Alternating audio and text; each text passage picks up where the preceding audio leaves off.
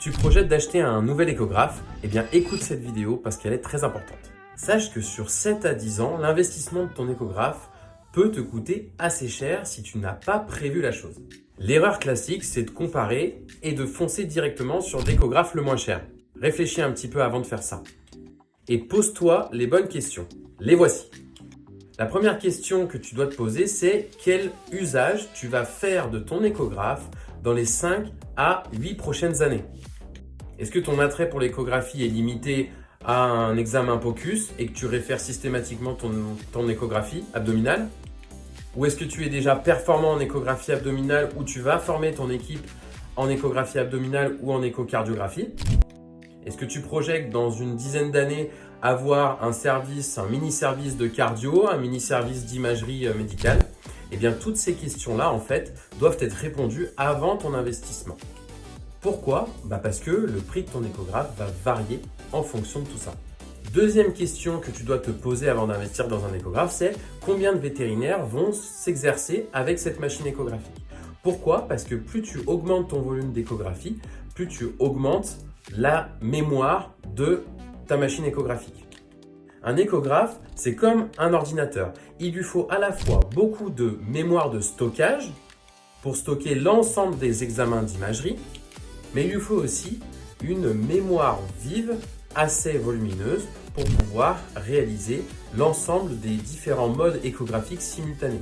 Notamment par exemple le mode triplex, c'est un mode qui cumule à la fois le mode bidimensionnel, le mode Doppler couleur et le mode Doppler pulsé. Ce mode triplex prend énormément de mémoire vive et donc peut avoir tendance à faire laguer la machine. Donc si tu envisages de faire beaucoup de cardiologie, potentiellement envisage d'acheter une machine qui ait beaucoup de mémoire vive. Et une dernière question à se poser, c'est quelle est l'activité que tu as actuellement? Est-ce que tu as plutôt des grands chiens, des petits animaux, type chat, petits chiens, etc. Cette question-là va te permettre de savoir quelle sonde échographique investir. On mixe l'ensemble de ces petites questions et on va pouvoir maintenant répondre un peu plus concrètement à qu'est-ce que j'ai besoin pour moi dans ma pratique.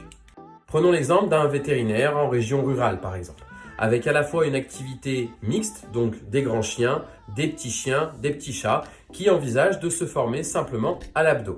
En échographie abdominale, on a l'avantage d'avoir des sondes microconvexes qui ont des fréquences qui sont très variables. Donc si tu dois choisir un échographe, privilégie un échographe avec une sonde microconvexe de fréquences très variables.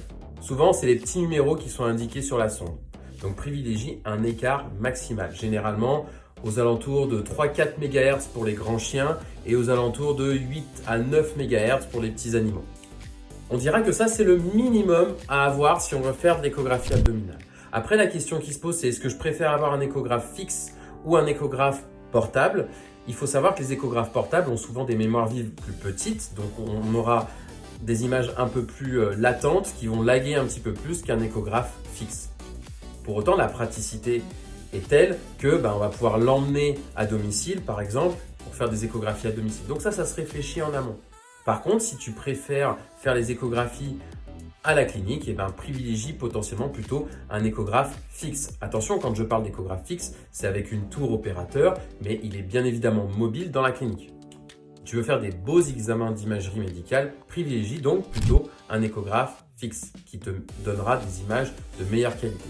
Ensuite, dis-toi que les échographes fixes ont aussi la possibilité d'être modulables dans le temps, c'est-à-dire que si tu envisages de faire de la cardio dans 3-4 ans mais que tu ne veux pas investir dans une sonde phase d'arrêt par exemple, tu peux très bien envisager de l'acheter plus tard. Mais attention, la problématique c'est que si ton échographe devient obsolète, les sondes ne pourront plus être compatibles avec ton échographe. Donc, c'est une question qu'il faut se poser avant même l'achat de ton échographe, savoir est-ce qu'on envisage de poursuivre cette fabrication d'échographes dans les prochaines années ou pas. Donc, pose la question à ton fabricant. Généralement, on compte entre 3 et 4 000 euros par sonde achetée. Voilà, j'espère que j'ai répondu un peu à tes questions. Si tu te poses la question, est-ce que c'est intéressant ou pas d'aller investir dans un nouvel échographe? Mais attention, pose-toi la meilleure question possible, c'est est-ce que j'ai réellement besoin d'avoir un nouvel échographe ou est-ce que j'ai besoin d'être plus performant en échographie et donc est-ce que j'ai besoin d'une formation? Parce que les formations chez AcadomVet, ça te coûtera entre 10 et 15 fois moins cher qu'un nouvel échographe. Alors réfléchis-y et on en reparle en commentaire.